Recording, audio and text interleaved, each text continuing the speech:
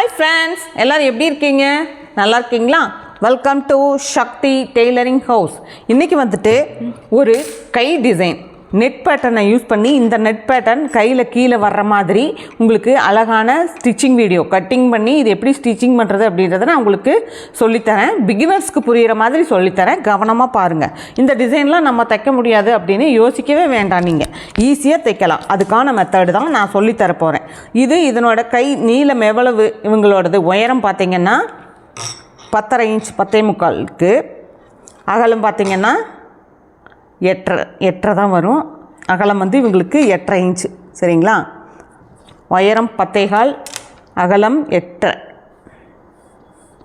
10.25 mark பண்ணியாச்சு. எப்பவும் போல் இப்போது இந்த ஸ்லீவுக்கு எல்போ ஸ்லீவ் அப்படின்னா 3.25 இன்ச்சு மார்க் பண்ணுங்க. இங்கே எல்போ ஸ்லீவுக்கு எப்போவுமே 3 இன்ச்சு மார்க் பண்ண வேண்டாம், 3.25 அந்த அளவுக்கு இந்த கை குடையிறது வந்து 3.25 வச்சிங்கன்னா கரெக்டாக இருக்கும், சரிங்களா? வச்சுட்டு இந்த கை ஷேப்பு நம்ம எப்பவும் போடுற மாதிரி போட்டுடுங்க. போட்டுட்டு நம்ம இப்போ இதை அடுத்தது பார்த்திங்கன்னா 2 கரெக்டாக இருக்கணும், 2 கைக்கும் கட் பண்ணுறோம் நம்ம. இப்போது அடுத்தது இந்த வி ஷேப் இந்த இடத்துல வர்றதுக்கு எவ்வளோ அகலம் வந்து ஒரு 2.5 இன்ச் வைக்கிறேன் நான். கையினுடைய அகலம் 2.5 இன்ச்சு, சரிங்களா? உயரம் பார்த்திங்கன்னா 6 வைக்கிறேன். இப்போது நம்ம இதை வந்து கிராஸாக இப்படி ஒரு கோடு போட்டுவிடுங்க. இப்படியே நேராக ஸ்ட்ரைட் கோடாக இருக்கிற மாதிரி இருக்கணும். ஸ்கேல் யூஸ் பண்ணுறவங்க ஸ்கேல் யூஸ் பண்ணி கூட போட்டுக்கோங்க, ஒன்றும் பிரச்சனை இல்லை. இந்த மாதிரி பண்ணிடுங்க. இப்போ நம்ம இதை கட்டிங் பண்ண ஆரம்பிப்போம்.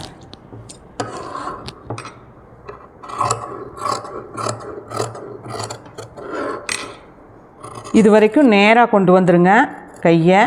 இந்த இடத்துல வரும்போது நல்லா இப்படி கொண்டு போய் இந்த மாதிரி கட் பண்ணுங்கள். கட் பண்ணி எடுத்துகிட்டு இந்த கார்னரில் கொடுத்துருங்க.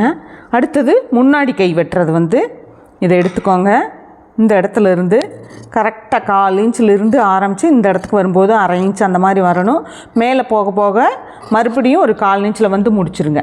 இப்போது இந்த கட்டு நம்ம கட் பண்ணுறோம். இது 2 கையிலையும் ஒரே அளவு இருக்கணும். அதனால் நல்லா நீட்டாக வச்சு இப்படியே ஸ்ட்ரைட்டாக, ரொம்ப உயரமாக கொண்டு போயிட வேண்டாம், நல்லா இருக்காது. தைக்கும்போது இன்னும் கொஞ்சம் மேலே போகும். அதனால் நான் கொஞ்சம் குறைச்சிருக்கேன், பார்த்துக்கோங்க. இந்த அளவுக்கு மட்டும் ரெடி பண்ணி எடுத்தாச்சா? இப்போ நம்ம இதை ஸ்டிச்சிங் பண்ணலாம், சரிங்களா? ஒரு கை மட்டுமே நான் உங்களுக்கு ஸ்டிச்சிங் பண்ணி காமிக்கிறேன். இது ப்ளவுஸ்னோட மெட்டீரியல். இதில் வந்து இப்போ இந்த லைனிங் கிளாத்தை இப்படி வைங்க. வச்சு கரெக்டான இடத்துல வச்சுட்டு கரெக்டான ஷேப் இருக்கணும். ரொம்ப இப்படி வெட்டும்போது இப்படி வெட்டிட்டு தைக்கும்போது இப்படி தைச்சிடக்கூடாது. நீங்கள் அப்படி தைச்சிங்கன்னா ரொம்ப அகலமாக போயிடும்.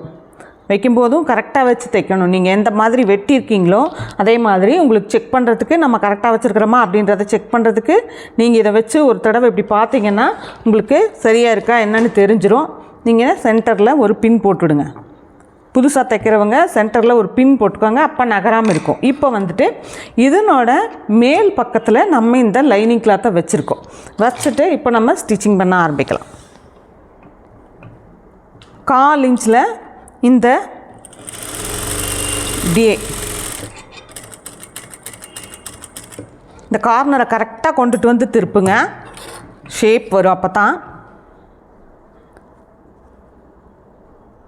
கொண்டு வந்து தைச்சாச்சு. இப்போ நம்ம இதை எடுத்துடலாம். எடுத்துட்டு இந்த பின்னையும் எடுத்துருங்க. இப்போது எடுத்துகிட்டு இந்த நம்ம தைச்ச இடத்துலேருந்து 1/4 இன்ச்சு துணியை விட்டு தைச்சிருக்கேன் இல்லைங்களா, அதோடு இப்படி கட் பண்ணி எடுத்துருங்க 2 சைடும்.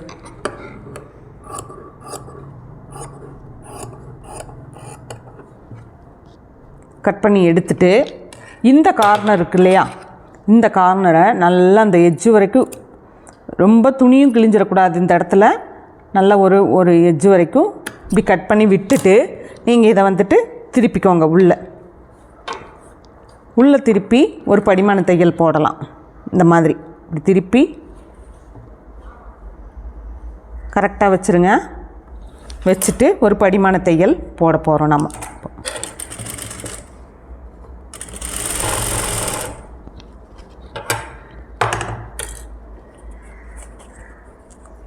ஷேப் வந்து நம்ம எந்த ஷேப் வெட்டினமோ அந்த ஷேப்லேயே இருக்கணும். அந்த மாதிரி துணியை உள்ளெல்லாம் விட்டுட்டு தைச்சிட வேண்டாம்.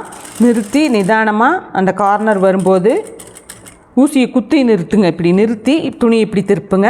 இப்போ உங்களுக்கு வந்துட்டு இது நகர்ந்து போகாது எங்கேயுமே, சரிங்களா? அப்படியே நல்லா அழகாக உட்காரும். நீங்கள் அடுத்தது அட்ஜஸ்ட் பண்ணும்போது எங்கேயும் துணி நகராது. இந்த ஊசியை இப்படி குத்தி நிறுத்தணும். கார்னர் திருப்பும்போது இது நீங்கள் நெக் பீஸ் தைக்கும் போதும் நீங்கள் இதே மாதிரி பண்ணுங்கள். கைக்கு எதுக்கு தைக்கிறதா இருந்தாலுமே கார்னர் திருப்பும்போது ஊசியை உள்ளே குத்தி நிறுத்தி வைங்க.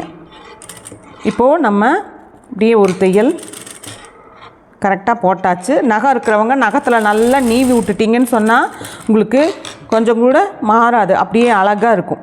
தைச்சிட்டு இப்போ இதையும் நான் ஸ்ட்ரைட்டாக ஒரு தையல் போட்டுடுறேன். போட்டாச்சு. இப்போ பார்த்திங்கன்னா இப்போ இந்த மாதிரி ரெடி ஆகிருக்கு. இது சாரீ கலர்லான நெட் கிளாத். இந்த நெட் கிளாத்தை நம்ம எப்படி யூஸ் பண்ணணும் அப்படின்னா, இப்படி எடுத்துக்கோங்க.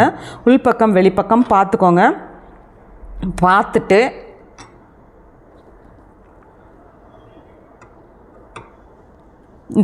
இந்த அளவில் வச்சோம்னா நமக்கு கரெக்டாக இருக்கும் அப்படின்றது நமக்கு தெரியுது இல்லைங்களா?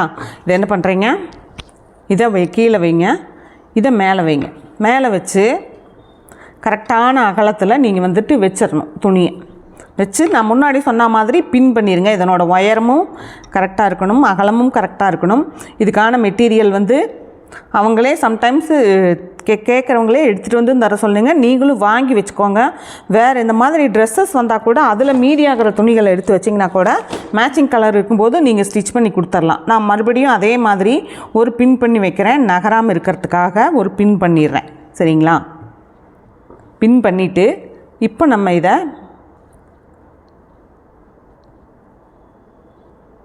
கரெக்டாக சென்டரில் இந்த பூ இருக்கிற மாதிரி வைக்கணும் ட்ரை பண்ணுறேன், சரிங்களா?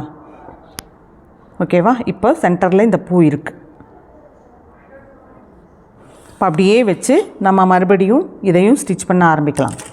இது எப்படி கீழே ஃபினிஷ் பண்ணணும் அப்படின்றத காமிக்கிறேன். அதுதான் இதில் ஹைலைட்டு.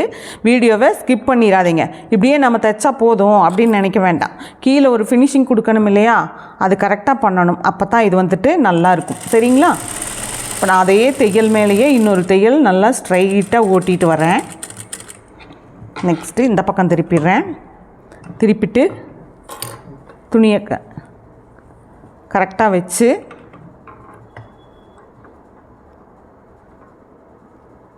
மறுபடியும் இன்னொரு தையல் ஓட்டுறேன், சரிங்களா?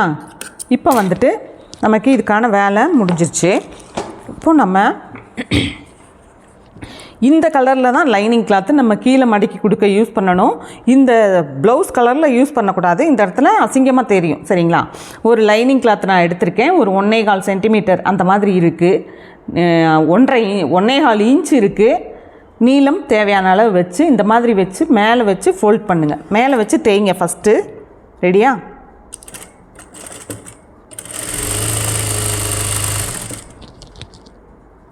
இதை ஃபினிஷ் வந்து இப்படி தான் பண்ணணும் நீங்கள். அப்போ தான் பார்க்குறதுக்கு லுக் வைஸ் வந்து ரொம்ப நல்லாயிருக்கு. நான் இதை ஃபுல்லாக ஃபினிஷ் பண்ணி காமிக்கிறேன், மிஸ் பண்ணாமல் பார்த்துடுங்க. தைச்சாச்சு இல்லையா? இது மேலே நம்ம இன்னொரு படிமான தையல் போடணும். படிமான தையல் போடும்போது பார்த்திங்கன்னா இங்கேயும் நீங்கள் இதே கலர் நூலை கொண்டு வரக்கூடாது, சரிங்களா? அதுக்காக என்ன பண்ணணும் அப்படின்னா, இப்படி படிமான தையல் போடும்போது இப்படி மடக்கிக்கோங்க. இது வரைக்கும் மட்டும்தான் இந்த கலர் நூலில் நீங்கள் தைக்கணும். இதுக்கு மேலே இந்த கலரில் நீங்கள் யூஸ் பண்ணக்கூடாது. வேறு கலர் நூல் தான் நம்ம யூஸ் பண்ணணும். அதில் கவனமாக இருங்க. இந்த இடத்தோடு நான் வந்து நிறுத்திடுறேன், கவனிச்சுக்கோங்க. நிறுத்திட்டேன். இப்போது அடுத்தது இங்கே வரேன். அதை எடுத்துட்டு இங்கே வரேன், சரிங்களா? இங்கேருந்து ஸ்டார்ட் பண்ணுறேன், கவனிச்சுக்கோங்க.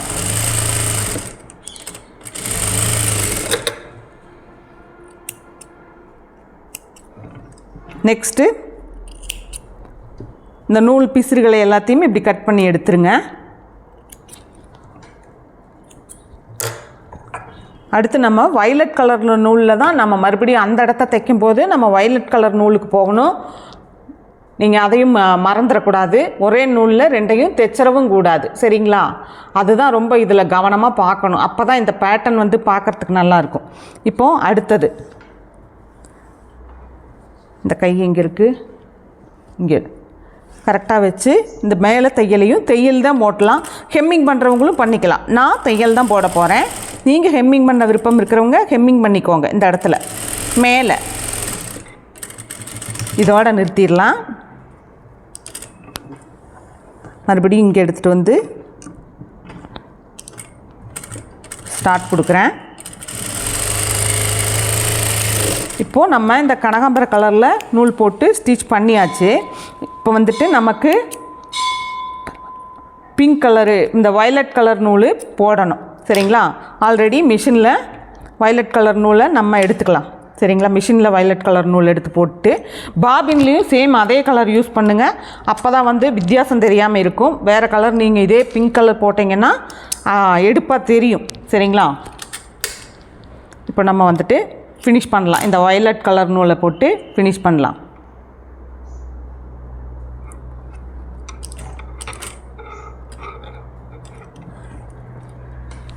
இப்போ பார்த்தீங்கன்னா இப்போது இதை கொண்டு வந்துடுங்க. இந்த இடத்துல கரெக்டாக வச்சு வயலட் கலர் நூலில் ஸ்டார்ட் கொடுக்குறேன்.